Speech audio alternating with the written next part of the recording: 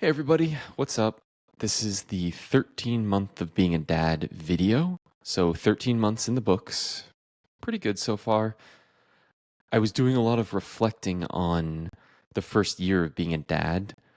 So that's what a lot of this video is going to be about.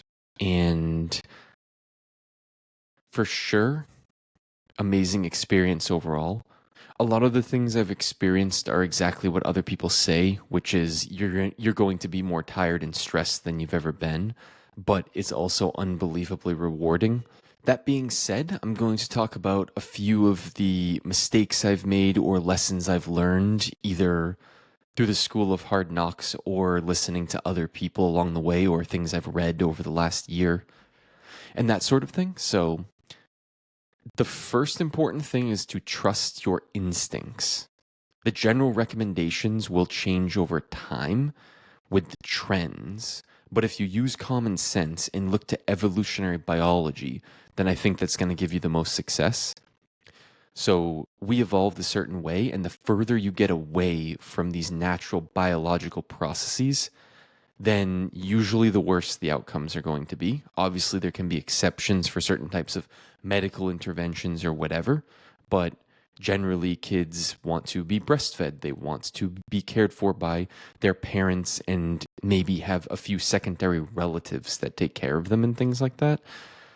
I've noticed through some of the good things or bad things that have happened with my son, as well as talking with lots of other people, that that's overwhelmingly true. And if your life situation makes it so you can't follow sort of a traditional upbringing for your kids, whether it be, from 50,000 years ago, where it's like they're playing outside and they're building your immune system through playing in the grass in the woods, as opposed to maybe just getting exposure to lots of viruses.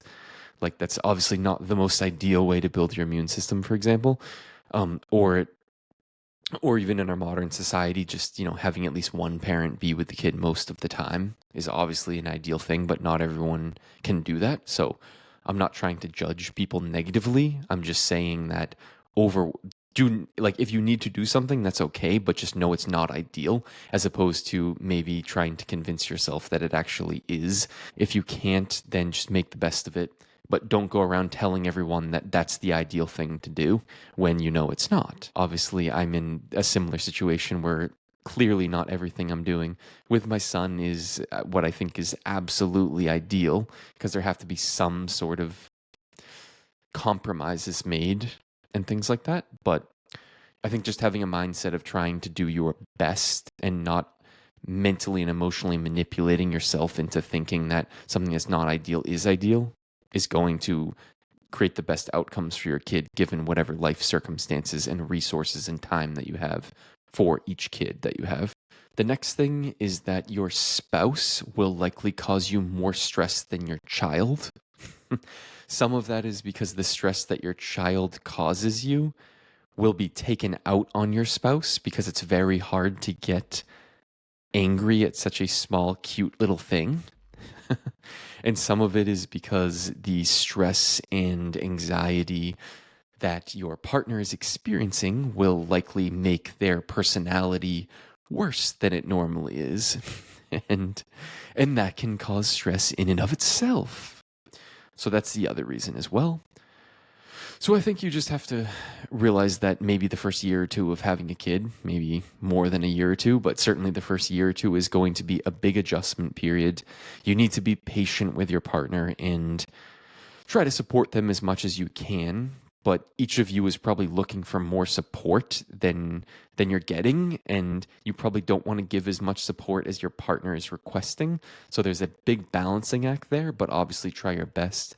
Try to reserve some time to spend together, whether it be after you put your kid to bed or planning dates or things like that, which I could do a much better job of. So that would be certainly something to improve on for year two of my son's life.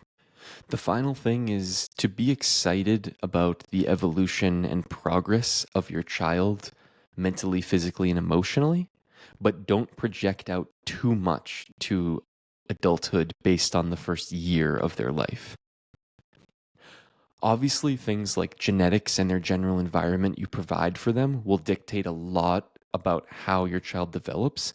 And their development in their first year of life for sure will be indicative to some extent of their future development, especially if they're an extreme outlier in something when they're young. Like, even if they regress back towards the average, they'll probably be above average or significantly above average and maybe even become more of an extreme outlier. So I'm not saying don't get excited about the fact that your 1 year old or your 2 year old or your 3 year old might be doing certain things that are unusual and exceptional in some ways, but you don't want to set expectations so high that just because it's like they banged on the piano a few times, it doesn't mean they're going to be a concert pianist. Or obviously, if they're showing it's kind of more development physically, it doesn't mean they're going to be some spectacular athlete when they're older. Partially because development isn't necessarily linear in that sense, and also because there's so many other factors like interest and work ethic. I think this is especially important for certain things. Like, I've noticed parents think their kid is so intelligent because they're copying like a monkey.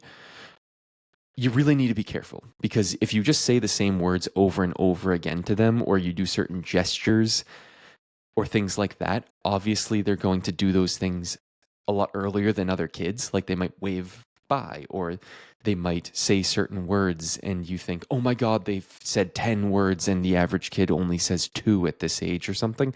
But if you just hammer home and repeat over and over and over again certain things, they're just copying like a monkey. So you really, really need to wait until they get to the point where they're doing things like problem solving from a first principles perspective and making decisions and like being disciplined with what they do. But even if they continue to be an outlier, like 1 in 100 or 1 in 1,000 is not the same as 1 in 1 billion. So just really keep that in mind.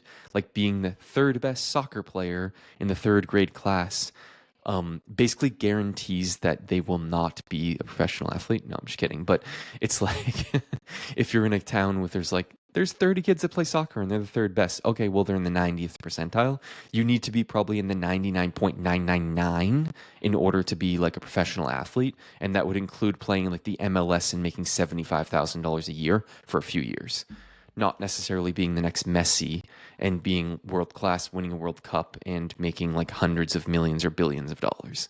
So just keeping that all into perspective, I think, is incredibly important. So to wrap up the video, trust your instincts, follow evolutionary biology. You pretty much know from the time you're maybe like 12 or 13 the best things for a kid, because you just kind of experienced them yourself. So don't forget that. And don't try to convince yourself that something is the best for your kid just because it's convenient for you. For example, it's okay to not be perfect, but at least be honest with yourself about it. And you need to be nice to your spouse or partner because they're going through the same stuff you are at the same time, and you're all learning something new. You're all adapting to lots of crazy things that are happening around you. Maybe inside your own head, your personality is changing. Maybe your anxiety is way higher than it used to be and things like that. So you're becoming a new person, and they are too. So just be patient with them. And it's okay to be excited for your kid because they will be exceptional or at least significantly above average in certain ways. But don't project out too much. Don't put pressure on them.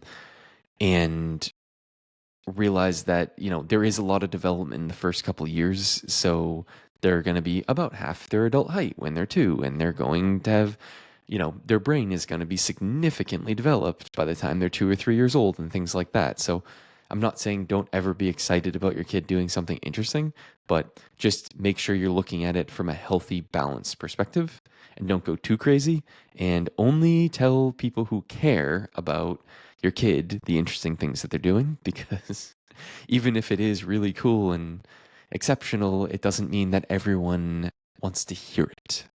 So that's what we'll end on. But all right, have a great day, and hopefully I'll see you in the next video.